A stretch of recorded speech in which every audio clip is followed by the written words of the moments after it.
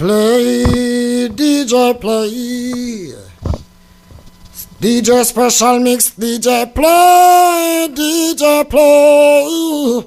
Oh, play, DJ play, DJ special mix. Yo, this is Juplan representing for DJ special mix and English Pound Radio, and you know. Nobody never told you. Who's this artist singing, people? It is a distinctive voice. For those who've been waiting for the interview all day, it's here. We have the man Mikey General coming on in 2 seconds. Here it is. Yes, you got to know where you're coming from and to whom you really belong.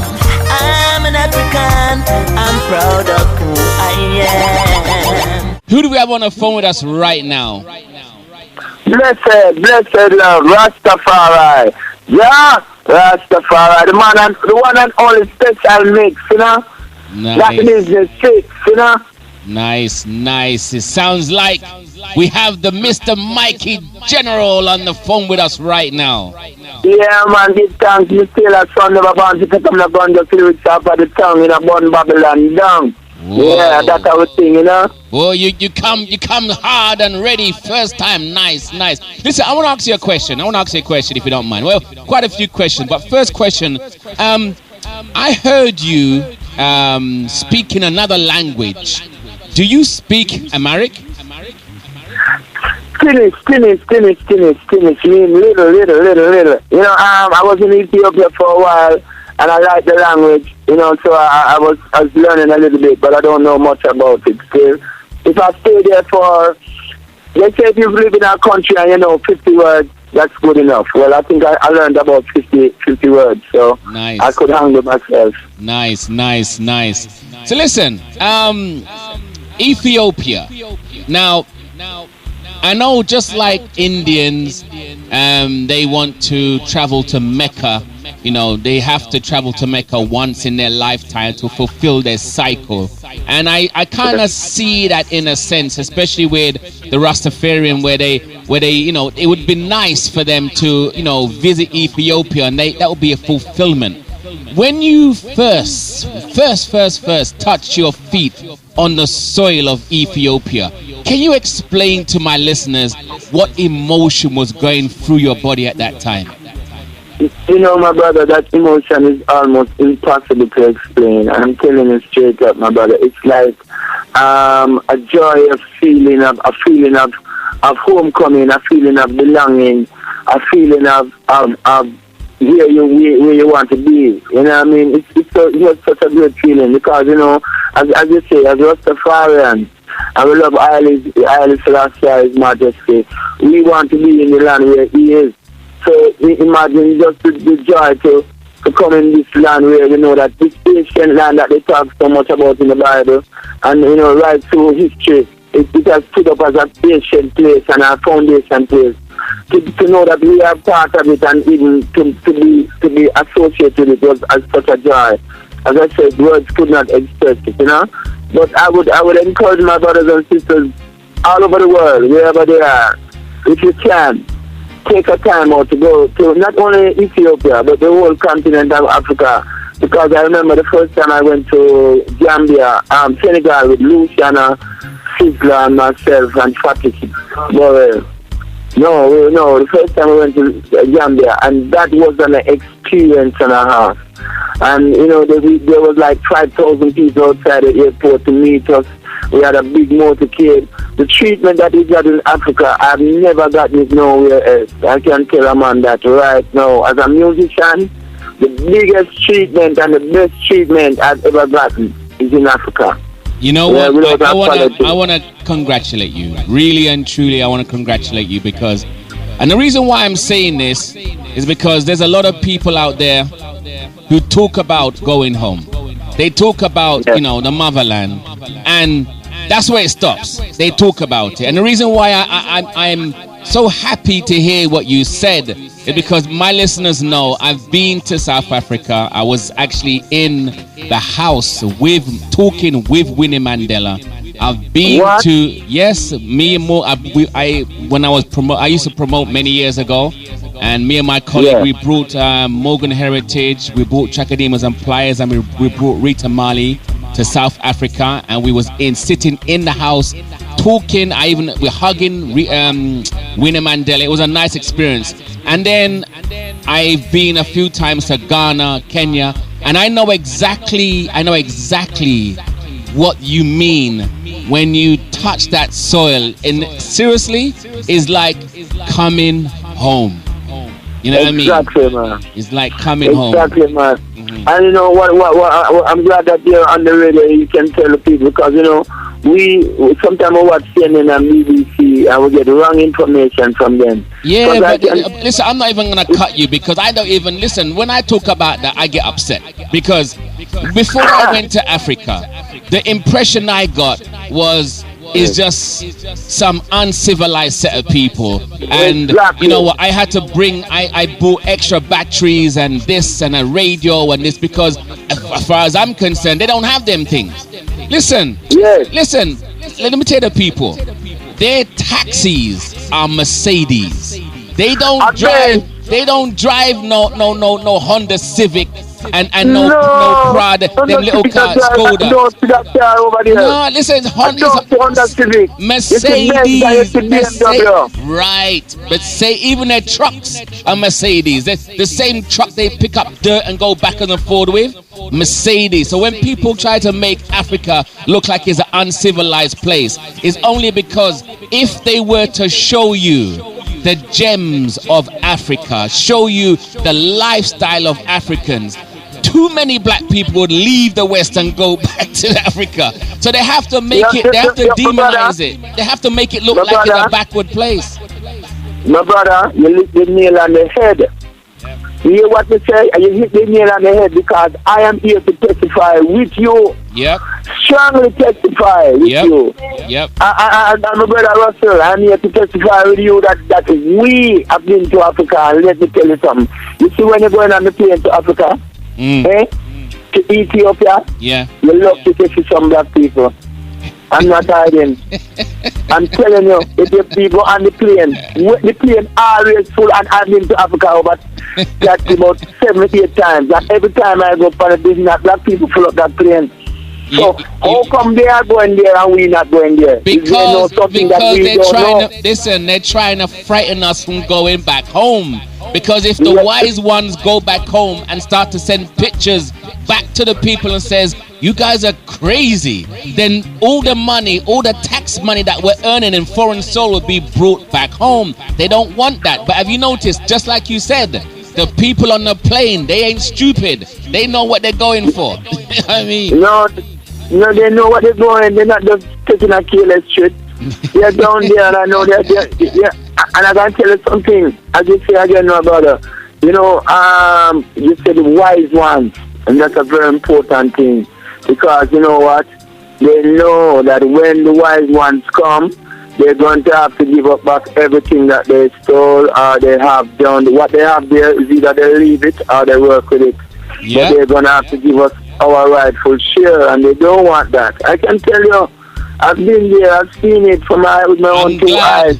You know what? All right. It's a joy talking to you, man. I'm glad to. Go ahead. I don't want to cut you. Special, I don't want to cut you, but I've been to Zimbabwe. Nice. And you know how they tell you how Zimbabwe, the people, they must suffer. And I can tell any man, the quickest money I've ever gotten in my life. Nice. And the best treatment I've ever gotten was down in Zimbabwe. Nice. And I can tell them, down at Zimbabwe, the pan them a drive BMW, them are on the black man have diamond mine, black man have gold mine. Hey, listen. Ole, boy, you start to get me going. Let me tell you something. Me and my wife was driving. We was driving with the guy that was looking after us in Ghana. So as we're driving down the road, we're driving and a man says, "Hey, have you seen a gold mine before?" We said, "And a diamond mine." We says, "No." He said, "Come." So he took a detour and we went down a couple of roads and we buck up in this like a hillside place. And then I see children, and listen, no word of a lie. My wife, I call her to come on the phone same way. we see children from the age of, say, 12, maybe the oldest is, say, 22 or so. They have a machine. They have a little digging machine, a very small digging machine with a chip away. Then they have this, like a trough, where they spread water, and then it shakes the water, and then it goes down the shaking machine and drying machine. Let me tell you something. These 12-year-olds to 22-year-olds. So we sat down. Actually, I'm going to put it on my website. I have pictures of it. So we sat there, and we're reasoning with these kids. And I say to them, like, who you work for? And they look at me, and they laugh at me. And I said, who you work for? They says, we don't work for nobody. This is ours. I said, are you serious? They says, yeah, it's ours. Let me tell you something. These young kids were mining gold. And at the end of this little trough with the water, they dry up, they pick it, they pick in the dirt, and they show me little specks of nuggets of gold. And I said, you know what? You see, them type of things, they don't want to show us. They don't want to show us. Because even I just said, the wise ones, when the wise ones go back to Africa, Africa will change because they know. I can tell you, I went to Ethiopia the other day, and the plane had 150 Chinese people on the plane. Let me tell you, 100 and what? Yeah. The plane full, and 150 Chinese people on the plane. Yeah. You understand me? I tell you, my virgin. So at them, I go down there, We now go down there, You understand? And what I can tell you, the people down there, from my experience that I have dealt with Africans, they want us to come back down there. They want us because they know that when we come, we are not going to take it and go away with it. We're taking it and sharing it because we and them is one. Yes. They're our people, you know what I mean? Yes. If you go to Africa, if you go to any black community in the West, America, wherever, and you just lock up the people more, and you see their movement. It's same like how they move in Africa. It's no difference. The same food, same talking, the same mannerism. It's just that they take us away from the West. They take us away from our Africa and carry it over here. So we develop a different language, but our whole behavior and personality is African. Let me tell you. That's why I like when they say African American, African Jamaican, African. I understand we distinct ourselves because we cannot hide from them, You have black people in Jamaica all over the world. They say them are African, then cause you. No, them are not African. I know. But I know. What are you? What are you? What race of people do you identify with? You have to identify with someone. And that's why my album called African Story, African Glory, it's so important that I get this message out, that the youth can know where we're from, who we are, how mighty we are, and what is out in here. Because all you see them taking, all you see them rob out Africa, Africa still have more, but it's waiting on us to come and develop it. The African people, they are tired of Europeans exploiting them and other people exploiting them. They want us to come and share in the wealth of Africa. And I am encouraging my brothers and sisters out there, you have a money. Instead of you take a trip to Europe this year, try and take a trip to Africa. Yeah. It is worth it 10,000 times. Well, I tell you something. And don't go there. I tell you something. Hey, Mikey, Mikey, let me tell you something. When I came off the plane, the first time when I went to Ghana, the first time I went to Ghana, and I'm seriously, I don't know if you experienced this. I'm sure you're gonna say the same thing. When I got off the plane, I could have sworn blind I was either in Kingston or Montego Bay. And when I went down and I went through customs and I called up a taxi, I could have sworn blind I was in Jamaica. When I look at the trees and the hills and everything, when I see the way the man them selling water and they're selling newspaper and they're selling icy mints and they're cutting coconut, I thought, am I in Jamaica or am I in Africa? No, it's one people. It's one people. They take us away from Africa, but we still have a culture. It can't come out of it, You know what I mean? So it's a very great thing. And you know, my brother, it's a very great way that you're using the medium. Nice. Because really and truly, I'm not a racist. Right. I believe in equality of all people, right? I like all people. And I know all races. We have good and bad in every race. But I believe in loving myself. And when I see my people don't love not themselves, I know I have a mission to go out there to bring them to love themselves, because they don't love themselves because of what they have been taught by the system. Yes. You understand? So we have to bring forward that knowledge, bring back that African knowledge of themselves and that whole experience. You know what I mean? Let them know who they are. Because if we don't do that, you know what I mean, we can never claim back what is ours. You know what, we are waiting, some of us are waiting on reparations from these people. They will never give us. Yes. We can't, they're not going to give us. Yes. How is the King of England and the Europeans, them, how them going to pay us back? They don't have enough money. There's no money in the world can pay our black people for whatever they to the tribe. You can remember that is a great Holocaust, you know. Right. When I talk about one where I know. I don't know that yet. Yeah. That what happened to we is the greatest Holocaust ever happened in the history of mankind. Yet still, we have never done reparations, and this will never happen. Boy. Yeah. Hey, listen. Mikey, I wanna bring this tune in. This tune called African Story. Listen, I'm not gonna bring it in. I want you to introduce this tune for me, please. Alright, right away. Well, blessed love my people all over the world, wherever you are. You're listening to the special mix, and right now this one is called African Story, African Glory. Sure, Rastafari, you got to know who you are, you know where you wanna go. Mama Africa, teach to you them an African story. Tell them how them African glory. Let them know they are kings and queens. Build up their self-esteem. Yo, you better. Hey, a Queen Kamala represent a special mix. If you not like special mix, you know fi go away. Before God and all mankind, brotherhood and peace, I pray all war should cease. Jungle and Rima, clansman one order, south side and west side. I'm begging you please, all guns should cease. We need leaders like special mix, Marcus Garvey and Malcolm X. You miss a big man, what drive the big van, put gun in the youth hand. See then now we murder one. And where are you? You know where to be found. English pound me say, hey.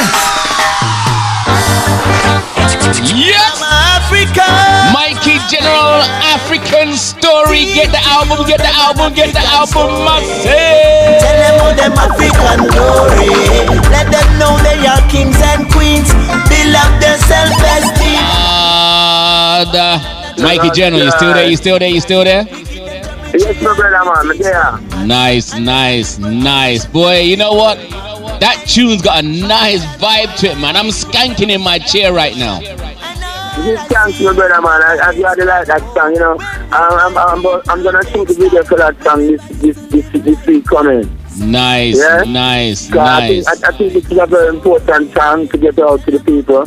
You know what I mean? And you know, I as a Rastafari and as a man who follows His Imperial Majesty, I have to say that His Majesty always stood for the cause of Africa, but he was also a humanitarian. That means he loved all people. You understand? But he always stand up and fight for the liberation and the total liberation of Africa. And I believe in that too. So really and truly, this song and this album is geared towards that project. Bringing our people, enlightening the people to themselves.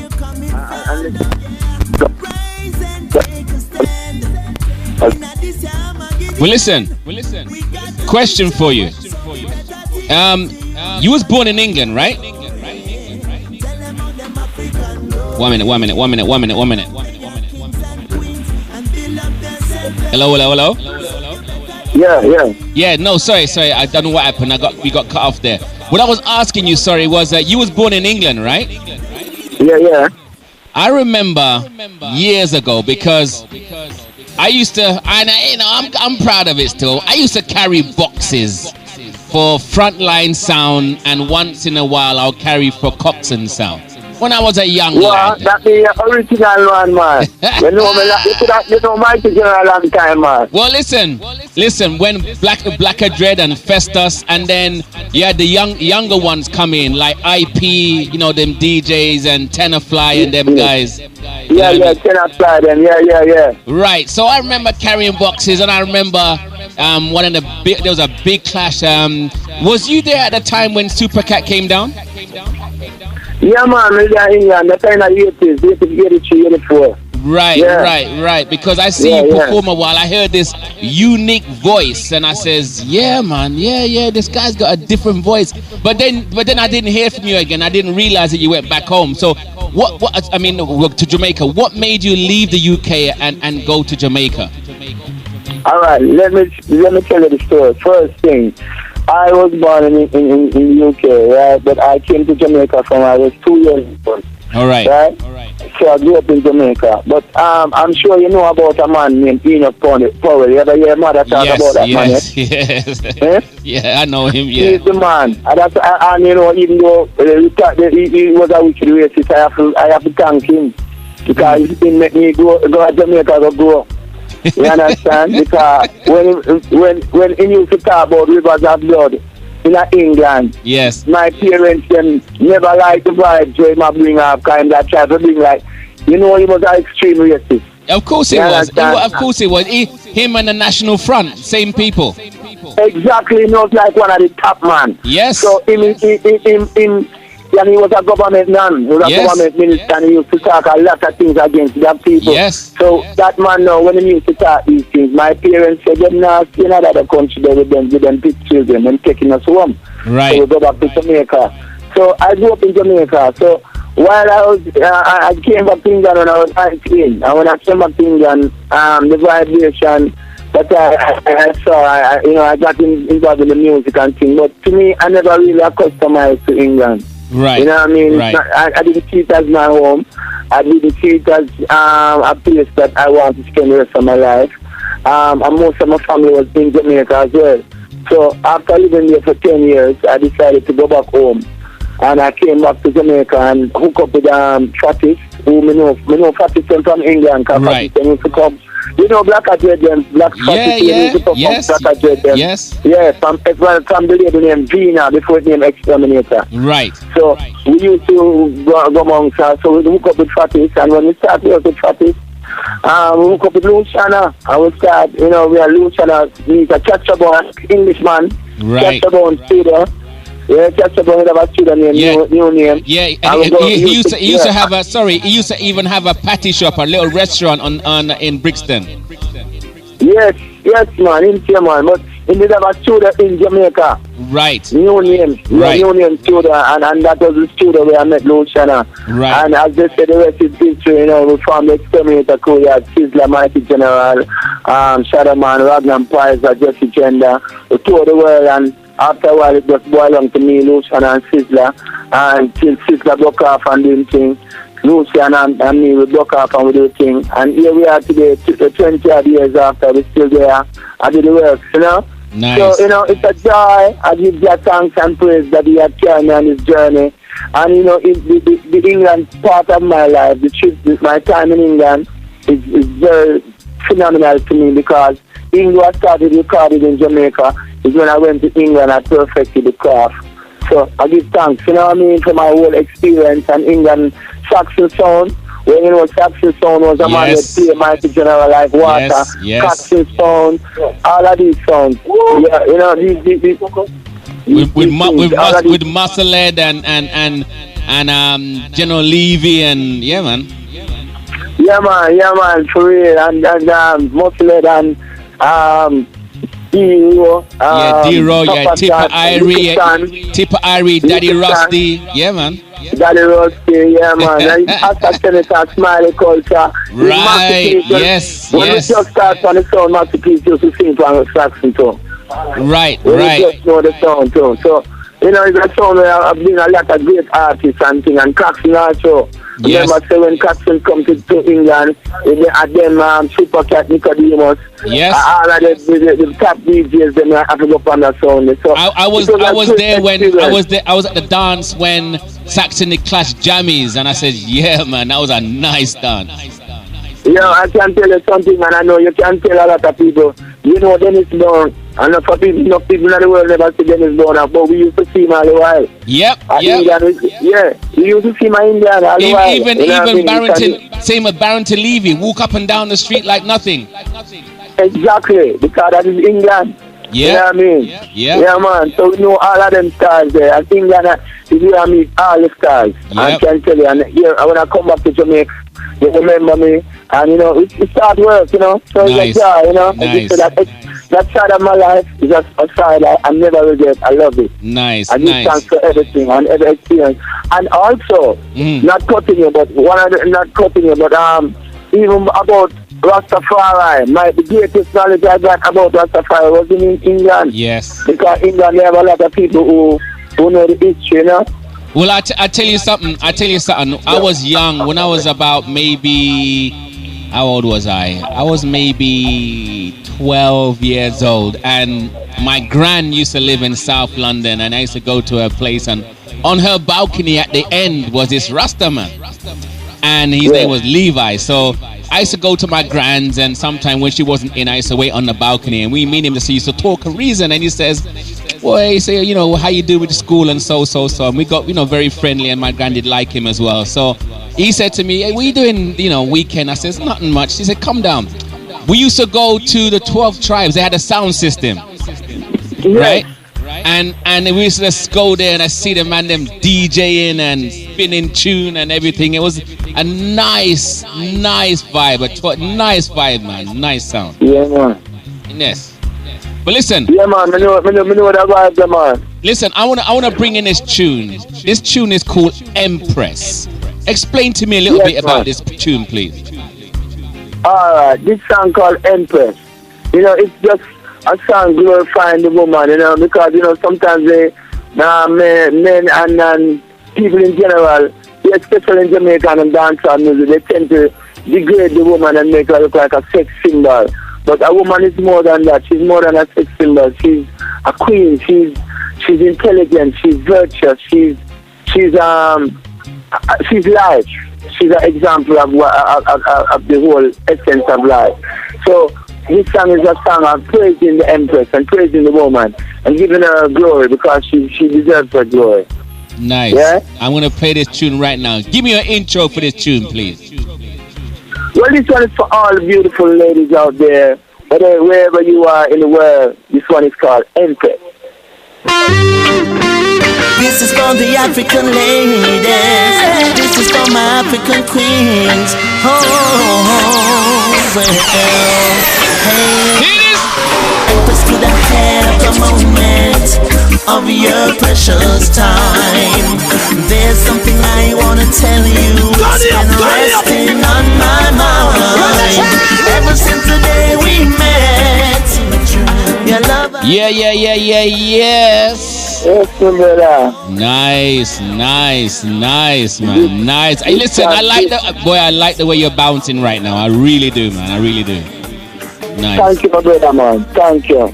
Now, listen, before I even do anything, there's two guys on this radio station right now who you know very well, and they want to big you up same way, you know what I mean? They send a message. So, Brixton Hitman and Ital K as well. Yo, two of my brethren, Brixton Hitman, the original Hitman. Yes. And then the one and only Ital K, we always play good music every day. Yep. Alright, so set to say, yeah, man, big them up to me, man. Yes, for sure. Yes. They're listening, man. They're listening right now. They ain't missing this one Yes, at all. Ital K. Yes, my Lord, Brixton, you don't know original. Stay strong, my brother. You don't know the one and only special mix there. In my Mikey general reason. Nice. So listen, boy, man, I could talk forever, but the other guy's gonna come on in 8 minutes, and I've got to do this because what I do it every week as well to help our people to understand about living longer. I have a thing called a pound of advice, and I have a Rasta naturalist from Jamaica, King Yashua, and what we do is we go through 10 minutes of illnesses, like we go through an illness. Today we're talking about asthma, And what we're trying to do is to let our people come off the pharmaceuticals. Actually, that might be him right now. We're trying to get our people to come off the pharmaceutical drugs and try to give them a natural Rastaman alternative to healing. So that's going to come on soon. Go ahead. I agree with you now. I agree with you because you see what happening now. The pharmacy, because they are killing the people. Everything, if you notice all the advertisements, they always say side effects. And when the side effects end up, it can be fatal most of the time.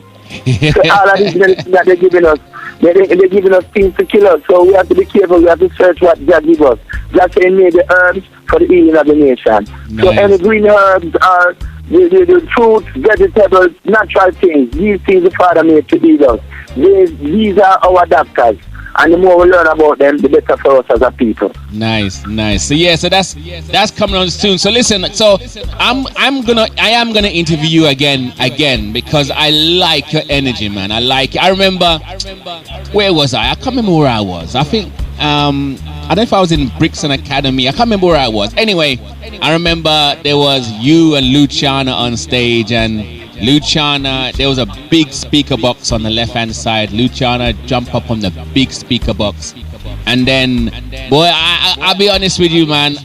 This the biggest spliff I ever seen in my life, preaching you guys. Funny, I said, Lord have mercy. You know what? That come like a trumpet, man. This is what. I said, you guys are dread, man. You guys are dread. Funny. Yeah, man, I get that, man. We are joy, like to make people feel happy and joyful. You know what? You're doing good works, and that's why you've been blessed. You've been blessed for so long. You're doing good works. Yeah, man. Thank you very much, brother, man. No, listen. Before you go, I want to play this last tune. This tune is called "Innocent Blood." Give me some background on this tune, please. Well, you see what's happening all over in the world. You see, even in Syria, how they're killing all the youth and the people and. All over the world, we see the violence, and we are saying, no, this is innocent blood. But this song, even though it refers to us, our living in Jamaica, I know it's a worldwide song. So this is a very important song to go out there. Yeah, we need to stop shedding that innocent blood, because the blood of the innocent is crying out to the Most High. And it shall be retribution upon earth. You know what I mean? So we need to love one another. The whole message is about loving a king. The Almighty say, when Jesus Christus was born, He said, peace on earth and goodwill to all men. That was the chant of the angels, So I know, say, yeah, I be with peace on earth and goodwill to all flesh, Everything, not only just men alone, but all humanity, So this one is dedicated to all those people out there. We want to stop shedding innocent blood and live in love, That's the fire. It is. Yes, this is the time. Mikey General, Innocent Blood, from the album African Story. Father against son, mother against daughter. Here get to you don't have road against slaughter. Babylon I shoot first and ask question after. Sound funny but it on no laughter. I just flood. Yes, Mikey General. You know what? It was like I said, it was a joy. It was fun. It was short because it wasn't really short. But at the end of the day, it feel like it's short. You know what I mean? Yeah, man. Give thanks, brother. I want to thank you very much for having us. It's reason with the eye, it was very enlightening and the whole energy. Yeah, man. Just imagine if you're at the studio live or to that charge, eh? Oh, Lord. To that go and tell it to that smash up the studio to a winner. Listen, what do you mean, man? Listen, the electricity people have to come and charge us extra for wattage, brethren, because the place will flatten down. Yeah, man, for real, man, for real. But listen, I'm coming. Kali knows already.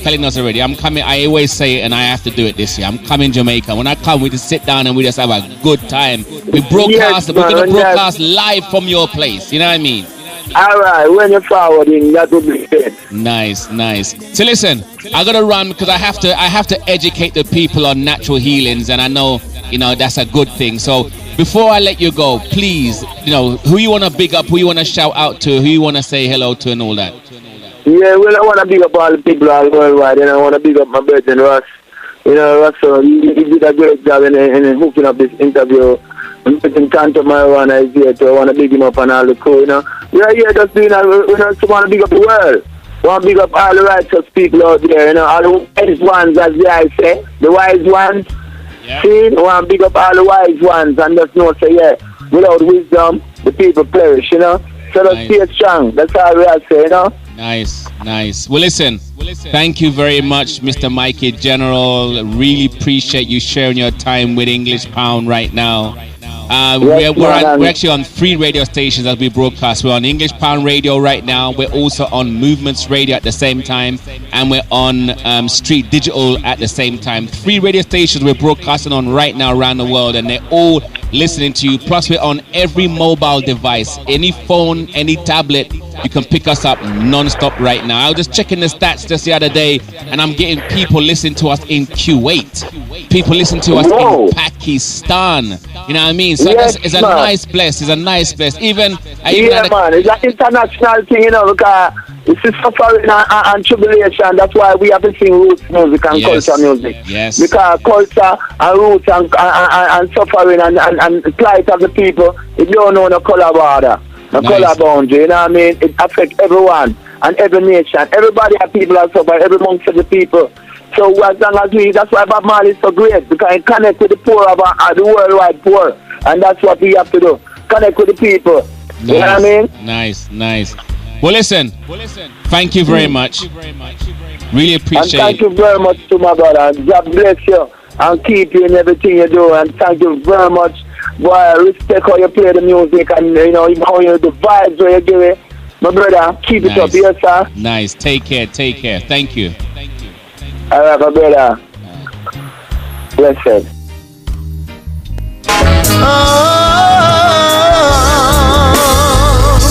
Mama Africa. Well, that's a nice interview, man. What a nice gentleman. Nice, peaceful soul. So won't you take me away to my homeland? Won't you take me away right away?